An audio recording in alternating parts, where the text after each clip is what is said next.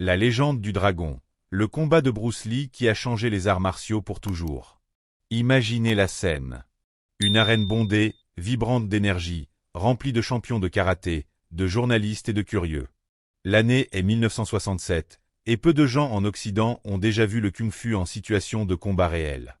Un jeune Bruce Lee monte sur la scène du tournoi international de karaté de Long Beach. Il commence par des démonstrations ludiques, des pompes en équilibre sur 2 doigts, des coups de pied d'une rapidité fulgurante et des mouvements trop vifs pour être suivis par l'œil.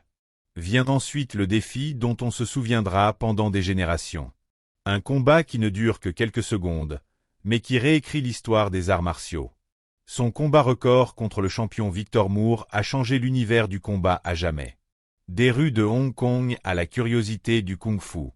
Avant d'être sous les feux de la rampe, avant que Bruce Lee ne devienne une icône mondiale, il n'était qu'un jeune homme essayant de faire ses preuves dans un monde qui ne connaissait pas encore son nom.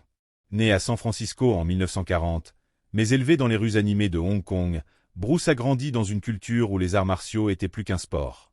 Ils étaient synonymes de survie, de discipline, d'identité et constituaient une bouée de sauvetage dans une ville qui menaçait de l'écraser. Adolescent, Bruce se retrouvait constamment dans des bagarres de rue. Il était rapide, audacieux et intrépide, mais il lui manquait une direction. Cette direction est venue lorsqu'il a commencé à s'entraîner au Wing Chun Kung Fu auprès du légendaire Ip Man. Le Wing Chun était à l'opposé des styles de combat tape accent grave l'œil vu dans l'opéra chinois. Il était axé sur le combat rapproché, pratique et conçu pour la réalité du combat. Bruce en absorba rapidement les leçons, gardait le mouvement simple, attaquait directement et ne gaspillait jamais d'énergie. Mais même alors, il ne pouvait s'empêcher de poser des questions. Pourquoi bloquer d'une certaine manière alors qu'une autre pourrait être plus rapide? Pourquoi se limiter à un seul style alors que chaque technique a quelque chose à enseigner? Au moment où Bruce est retourné aux États-Unis à la fin des années 1950, il transportait plus qu'un simple savoir martial. Il avait une curiosité insatiable et une volonté de prouver que le kung-fu n'était pas qu'une tradition ancienne. C'était un système de combat vivant et évolutif. À Seattle, il ouvrit une petite école d'arts martiaux, puis à Oakland et à Los Angeles. Ces écoles grandirent. Il forma des élèves de tous horizons, boxeurs, pratiquants de karaté et même des acteurs d'Hollywood désireux d'apprendre ses méthodes. Sa philosophie prenait déjà forme. Les arts martiaux devaient s'adapter, évoluer et circuler, et non être piégés dans des modèles rigides. Pourtant, le monde des arts martiaux en Amérique n'était pas convaincu. Le karaté était en plein essor. Le judo était respecté. Et la boxe avait sa place établie dans les sports de combat. Mais le kung-fu, pour beaucoup, cela sonnait comme exotique, mystérieux, voire impraticable. Les gens se demandaient, ce jeune homme mince et énergique pouvait-il vraiment tenir tête aux champions de karaté de l'époque? C'est pourquoi les tournois sont devenus le terrain d'essai de Bruce. Il ne s'agissait pas de trophées ou de médailles. Il s'agissait de montrer devant un public nombreux et des experts sceptiques ce dont il était réellement capable. Sa première percée majeure eut lieu en 1964 au tournoi de karaté de Long Beach, où il stupéfia la foule avec son one-inch punch et ses frappes rapides. Mais 3 ans plus tard, en 1967, il revint à Long Beach, plus affûté, plus rapide et prêt à montrer une facette de lui-même qui allait changer l'histoire du combat pour toujours. Le tournoi de karaté de Long Beach, 1967, l'heure de vérité. À l'été 1967, Bruce Lee n'était plus seulement un visage curieux dans la foule. Il avait déjà marqué les esprits à Long Beach 3 ans plus tôt, mais il revenait au même tournoi avec un objectif. La communauté des arts martiaux était devenue sceptique quant à l'efficacité pratique du kung-fu. Le karaté dominait la scène américaine, le judo avait son prestige olympique et la boxe était fermement établie comme le roi des sports de combat. La question qui agitait l'arène était simple. Bruce Lee pouvait-il prouver que le kung-fu n'était pas seulement une performance, mais un vrai combat? Le tournoi lui-même était rempli de talent. Des champions comme Chuck Norris, Mike Stone et Joe Louis étaient présents. Ces hommes étaient des références dans le monde du karaté, et ils étaient déjà connus pour des performances records dans les tournois à travers le pays. Si Bruce fléchissait ici, devant de tels champions légendaires, sa réputation risquait de ne jamais s'en remettre. Mais Bruce n'est pas arrivé timide ou hésitant. Il a commencé par des démonstrations de force et de contrôle. Vint d'abord ses fameuses pompes sur 2 doigts. Avec son corps parfaitement aligné et ses doigts droits comme des tiges, il s'abaissa jusqu'au sol et se redressa, en équilibre uniquement sur 2 doigts. Des halètements parcoururent le public. Même les artistes martiaux chevronnés étaient stupéfaits. Ce n'était pas un tour de cirque. C'était la preuve d'une puissance fonctionnelle brute, construite par des années de discipline. Mais il n'avait pas fini. Il se banda les yeux et invita son élève Takeyuki Kimura sur la scène. Ce qui a suivi fut une leçon de contrôle. Kimura lançait des coups de poing et des coups de pied. Bruce les interceptait avec aisance et se glissait entre les attaques comme s'il pouvait les sentir avant qu'elles n'arrivent. Pour la foule, c'était déconcertant. Comment quelqu'un pouvait-il se battre efficacement sans voir? Pour Bruce, c'était la preuve que la maîtrise passait par l'instinct, le timing et l'adaptabilité, et non par la forme rigide. Alors que les démonstrations continuaient, le murmure dans la foule grandissait. Ce jeune homme était-il vraiment aussi imparable qu'il en avait l'air? Les champions de karaté dans le public se penchaient en avant, attendant le moment où Bruce affronterait quelqu'un à égalité. Et c'est alors qu'une nouvelle figure est entrée sur scène, Victor Moore. Vic était un champion du monde de karaté 4 fois couronné et une ceinture noire du 10e dan. Il n'était pas seulement respecté, il était craint. Moore avait bâti sa réputation dans les arènes les plus dures, battant certains des meilleurs combattants du monde. Si quelqu'un pouvait exposer Bruce Lee, c'était lui. Ce qui s'est passé ensuite resterait gravé dans les mémoires. Le défi de vitesse légendaire contre Vic Moore. Lorsque Vic Moore s'est avancé au tournoi international de karaté de Long Beach en 1967, l'atmosphère a changé. Moore n'était pas un simple concurrent. Il était un champion du monde de karaté 4 fois couronné, une ceinture noire du 10e dan, et un combattant avec un palmarès qui faisait de lui l'un des hommes les plus respectés de l'histoire des arts martiaux. Si Bruce Lee n'était qu'un artiste flamboyant, Moore était l'homme capable de le prouver. La foule était sur le point d'assister à un duel qui pourrait décider de la crédibilité de Bruce pour toujours. Bruce expliqua calmement les règles. Il allait lancer un coup de poing. Si Vic Moore pouvait ne serait-ce que toucher sa main au moment où elle arrivait, Bruce admettrait sa défaite. Pas de chaos n'était nécessaire, pas de combat prolongé, juste un contact. Cela peut sembler simple. Après tout combattant entraîné s'exerce à bloquer les frappes. Mais le test n'était pas une question de force. C'était une question de vitesse. Une vitesse à un niveau que la plupart n'avaient jamais vu auparavant. Lorsque Bruce a pris sa position, il semblait à peine bouger. Puis, dans un flou, son poing a jailli comme l'éclair, s'arrêtant juste avant le visage de Moore. Le coup de poing était parti et revenu avant même que Moore ne puisse réagir. Des halètements éclatèrent dans le public. Bruce se repositionna et recommença, le même résultat. La main de Moore ne quitta jamais sa garde. Elle était figée sur place par l'impossibilité du défi. Bruce le répéta encore et à chaque fois sa main se glissait à travers les défenses de Moore. Les images réelles de ce moment, conservées après toutes ces années, restent l'un des enregistrements les plus convaincants des capacités de Bruce. Même ralenti, la caméra peine à suivre son mouvement. Ses frappes étaient trop rapides pour l'œil humain. Ce que le public a vu en quelques secondes a été étudié par les artistes martiaux pendant des décennies. Ce qui rend ce défi légendaire n'est pas seulement le résultat, ce sont les implications. Dans l'histoire des arts martiaux, les tournois étaient souvent une question de points, de frappes mesurées et de techniques contrôlées. Bruce, en revanche, ne s'intéressait pas au pointage. Il voulait montrer à quoi ressemblait vraiment le combat. Sa philosophie était simple. Intercepter l'attaque avant même qu'elle n'arrive. Ce principe est devenu le cœur de son propre style d'arts martiaux, le Jeet Kune Do, qui se traduit littéralement par la voie du poing qui intercepte. Et intercepter, il l'a fait. Les défenses de Moore avaient été perfectionnées par des années de tournois de karaté, mais elles n'étaient pas suffisantes face à la vitesse record de Bruce. Il ne s'agissait pas de force brute ou de taille. Bruce était plus petit et plus léger. Il s'agissait de timing, de précision et de réflexe si aiguisés que, au moment où un adversaire pensait bouger, Bruce était déjà là. La foule de Long Beach est repartie sans le moindre doute. Ils avaient vu quelque chose d'inoubliable. Ce fut un combat qui ne dura que quelques secondes, mais qui réécrivit ce que les artistes martiaux croyaient possible. Le moment où Bruce est passé d'une étoile montante à un champion incontestable. Le one-inch punch et la maîtrise de la puissance. La vitesse seule ne suffit pas à faire un grand combattant. Après tout, à quoi bon être le plus rapide si votre frappe ne peut causer aucun dommage? Bruce Lee le savait, et c'est pourquoi il travaillait sans relâche pour combiner la vitesse à une puissance record. Son exemple le plus célèbre, le one-inch punch, le coup de poing d'un pouce, était un spectacle qui sidère encore le public aujourd'hui.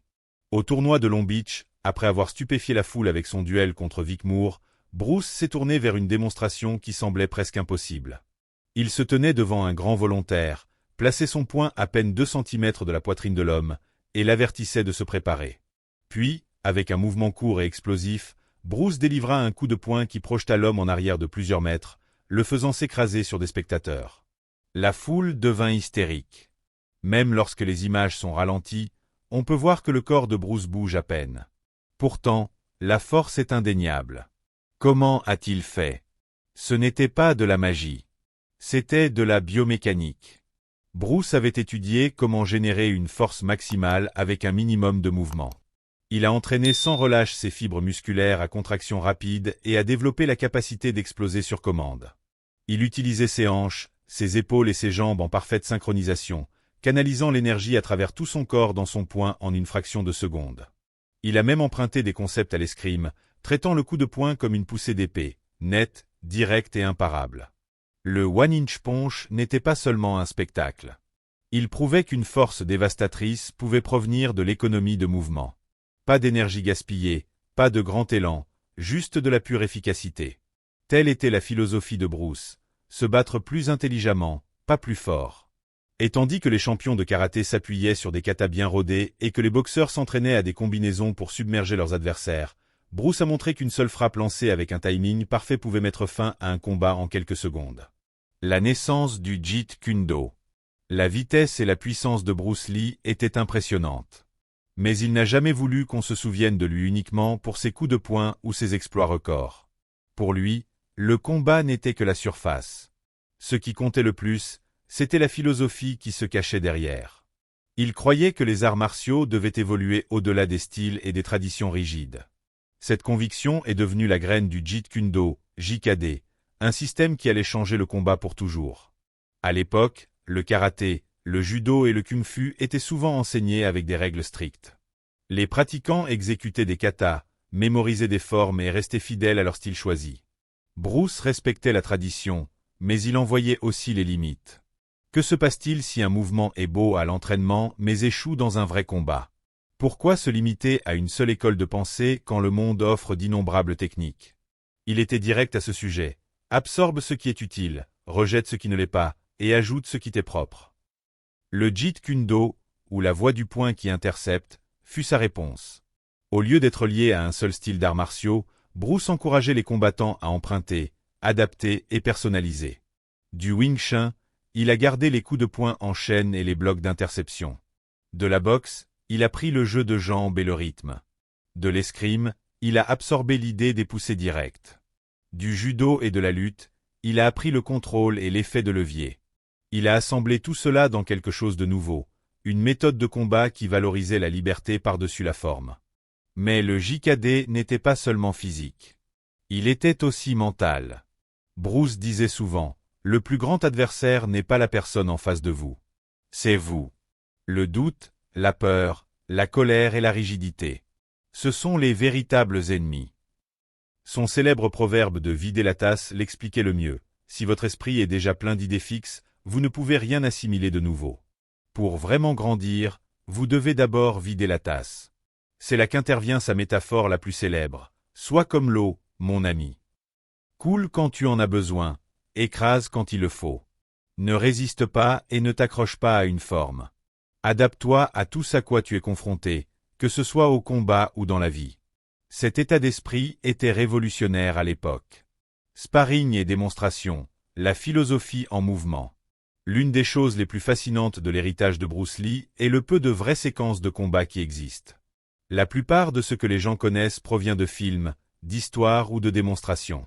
C'est pourquoi les rares extraits du tournoi international de karaté de Long Beach de 1967 sont si précieux. Ils ne montrent pas seulement un artiste martial en pleine performance. Ils montrent Bruce Lee en combat. Dans les images, Bruce est facile à repérer. Il porte une sangle blanche sur le dos pour se distinguer de son élève et adversaire. L'élève commence par un coup de pied latéral puissant, un mouvement qui pourrait terrasser la plupart des combattants, mais Bruce l'intercepte instantanément. Ce n'était pas une coïncidence. C'était le cœur du Jeet Kune Do. L'objectif était d'interrompre une attaque avant même qu'elle n'ait une chance d'atterrir, et Bruce rendait cela sans effort. L'élève s'est avancé avec une série de coups de pied, mais Bruce les a évités, se déplaçant juste assez pour neutraliser les frappes. Puis vint une volée de coups de poing visant le visage de Bruce. La foule s'attendait à ce qu'il bloque ou recule, mais au lieu de cela, Bruce a riposté avec 2 coups de poing éclairs qui ont atterri nettement, et son adversaire a chancelé. Ce qui a suivi était encore plus révélateur. L'élève a réessayé, mélangeant cette fois des feintes et des coups de poing droits, mais Bruce était prêt. Il a bloqué, puis a lancé un puissant coup de genou directement vers la tête de son adversaire. L'équipement de protection a absorbé l'impact, mais tous ceux qui regardaient savaient, sans ce rembourrage, cela aurait pu être un chaos. Le combat a continué, mais le résultat était déjà clair. Bruce dominait chaque échange. Il avait toujours une longueur d'avance. Ce qui est frappant dans ces images n'est pas seulement la vitesse ou la précision de Bruce. C'est son contrôle. Il n'essayait pas d'humilier son élève ou de prouver qu'il était invincible. Il enseignait et montrait à la foule à quoi devaient ressembler les arts martiaux en combat réel, rapide, décisif et efficace. Pas de mouvements gaspillés, pas d'échanges prolongés, juste une domination complète grâce au timing et à l'adaptabilité. L'influence durable sur l'histoire des arts martiaux. Les images de Long Beach n'ont pas seulement impressionné la foule. Elles ont planté des graines qui allaient se transformer en l'un des plus grands changements de l'histoire des arts martiaux. Jusque-là, la plupart des combattants en Amérique s'entraînaient dans des styles clairement définis. Les karatékas restaient avec le karaté. Les boxeurs boxaient. Les spécialistes du judo luttaient. Tout le monde avait sa propre discipline. Bruce Lee a brisé ce mur en montrant aux champions de karaté que le kung-fu n'était pas seulement théâtral, mais d'une efficacité redoutable. Il les a forcés à repenser ce que le combat pouvait être. Chuck Norris, Joe Louis et Mike Stone, des noms qui ont défini le circuit des tournois de karaté, étaient tous dans ce public. Ils ont regardé Bruce intercepter des coups de pied, frapper à la vitesse de l'éclair et s'adapter sans effort aux attaques de ses élèves. Des années plus tard, beaucoup de ces hommes ont admis que Bruce avait une influence profonde sur la façon dont il s'entraînait et se battait. Joe Louis, souvent appelé le père du kickboxing américain, a crédité Bruce de l'avoir aidé à développer des stratégies qui combinaient le karaté et la boxe. Chuck Norris, qui est devenu 6 fois champion du monde, s'est entraîné avec Bruce en privé et a incorporé une partie de sa philosophie dans son propre enseignement. Mais l'influence de Bruce est allée au-delà des combattants individuels. Il a également ouvert la voie aux arts martiaux mixtes, MMA. Son idée d'emprunter à tous les styles prendre le meilleur de la boxe, du judo, de la lutte, de l'escrime et du kung-fu était révolutionnaire dans les années 1960. Aujourd'hui, c'est le fondement de l'UFC et du MMA moderne. Les combattants s'entraînent dans plusieurs disciplines parce qu'ils savent que la spécialisation n'est pas suffisante. Ce concept est issu directement du Jeet Kune Do de Bruce Lee. Et puis il y a sa philosophie, la partie qui a largement dépassé le ring. Sois comme l'eau, mon ami. Ce n'était pas juste une phrase accrocheuse. C'était une façon de vivre. Bruce enseignait qu'un combattant, comme l'eau, devait s'adapter à n'importe quelle forme, s'infiltrer dans n'importe quelle ouverture et ne jamais s'accrocher à une forme. En combat, cela signifiait rester imprévisible. Dans la vie, cela signifiait embrasser le changement au lieu d'y résister. Le combat de Long Beach, qui n'a duré que quelques secondes, est devenu un symbole. Il a montré que les arts martiaux n'étaient pas une question de mémorisation des mouvements. C'était une question de savoir qui pouvait penser, s'adapter et frapper quand cela comptait. De cette façon, Bruce est devenu plus qu'un champion. Il est devenu un professeur pour quiconque voulait se maîtriser, au combat comme dans la vie. Le combat légendaire de Bruce Lee à Long Beach a duré peu de temps, mais il a changé les arts martiaux pour toujours. Selon vous, quelle a été sa plus grande influence? Sa vitesse, sa puissance ou sa philosophie? Partagez vos réflexions avec nous dans les commentaires. Nous serions ravis de les lire. Pour l'instant, c'est tout pour nous.